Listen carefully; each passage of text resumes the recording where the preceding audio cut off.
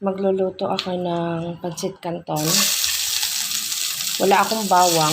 Nakalimutan kong magpabili kanina. Kaya yung powder na bawang na lang yung ilalagay ko mamaya. Tapos may natira akong manok ng isang araw. Kaya isasawag ko sa canton. Ayaw ng nanay ko yun. Kaya kaming dalawa lang ng tatay kong kakain nun.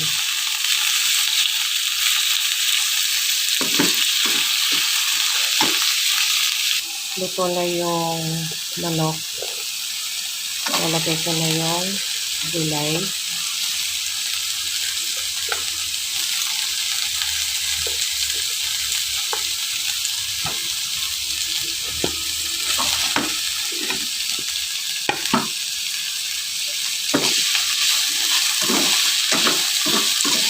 Halo-haloin lang.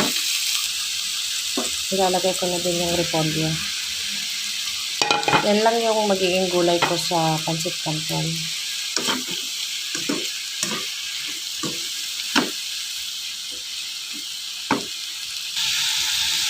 Pag alam mong luto na yung gulay mo, hanguin mo na.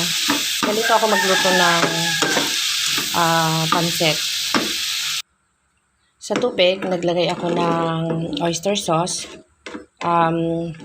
bawang na pulbos, tapos konting mantika, konting toyo, paminta. Lalagay ko na yung pancit canton.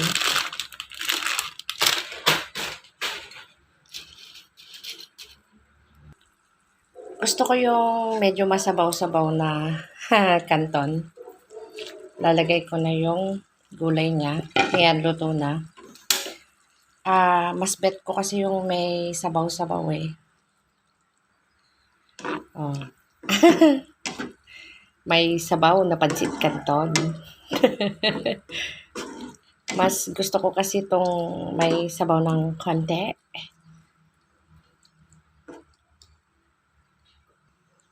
Maglalagay ako ng corn flour.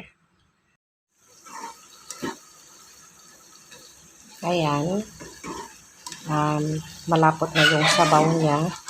Ganito ang gusto kong pancit canton.